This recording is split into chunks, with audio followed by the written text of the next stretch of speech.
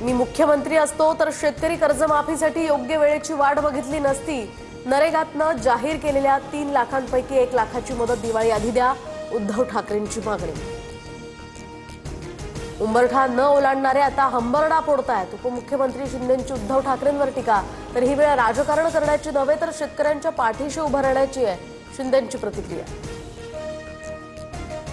सरन्यायाधीशांना बूट फेकून मारणाऱ्या वकिलाची बाजूही ऐकली पाहिजे।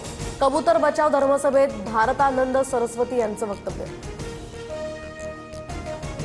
जैन मुनींकडून शांतीदूत जनकल्याण पार्टीची घोषणा। पालिका निवडणुकीमध्ये सुद्धा उमेदवार उभे करणार। दादरचा कबूतरखाना पुन्हा सुरू करण्याची मागणी। लोकसभा निवडणुकीत माझ्या विरोधात 120 कोटी रुपये वाटले। चंद्रकांत खैरेंचा संदीपान भुमरेंवर मोठा आरोप। मराठी वाचता येत नाही अशा माणसाला जनतेनं निवडून दिल्याची ही टीका।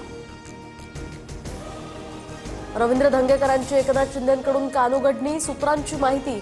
घायवळ प्रकरणामध्ये भाजप नेत्यांशी संबंध जोडून धंगेकरांचे आरोप।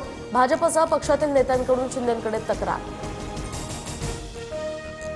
दिवाळीची खरेदी फक्त हिंदूंकडूनच करा। करमाळ्याच्या सभेत आमदार संग्राम जगतापांचं वक्तव्य।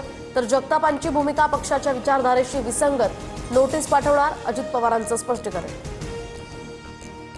महाविकास आघाडी आणि मनसे नेत्यांचं शिष्टमंडळ मुख्य निवडणूक अधिकाऱ्यांची भेट घेणार। मंगळवारी शरद पवार, उद्धव ठाकरे आणि राज ठाकरेंसह प्रमुख नेते भेटणार। फडणवीस, शिंदे, अजित पवारांनी सुद्धा शिष्टमंडळात सहभागी होण्याचं आवाहन। स्थानिक स्वराज्य संस्थांच्या निवडणुकांच्या अनुषंगानं भाजपची आज मुंबईमध्ये महत्त्वाची बैठक। ठाणे, रत्नागिरी आणि सिंधुदुर्ग या जिल्ह्यांचा फडणवीस आढावा घेणार। महायुती म्हणूनच निवडणुका लढवायच्या आहेत, मात्र काही लोक आमचा छळकपट करण्याचा प्रयत्न करतात। संजय शिरसाटांचं मोठं विधान। मात्र रोख कुणाकडे या संदर्भात राजकीय वर्तुळात चर्चा सुरू। पंतप्रधान मोदींच्या हस्ते शेतकऱ्यांसाठी 2 योजनांचा शुभारंभ। 11,440 कोटी रुपयांची डाळ उत्पादन योजना आणि 24,000 कोटींच्या धनधान्य कृषी योजनेचं उद्घाटन।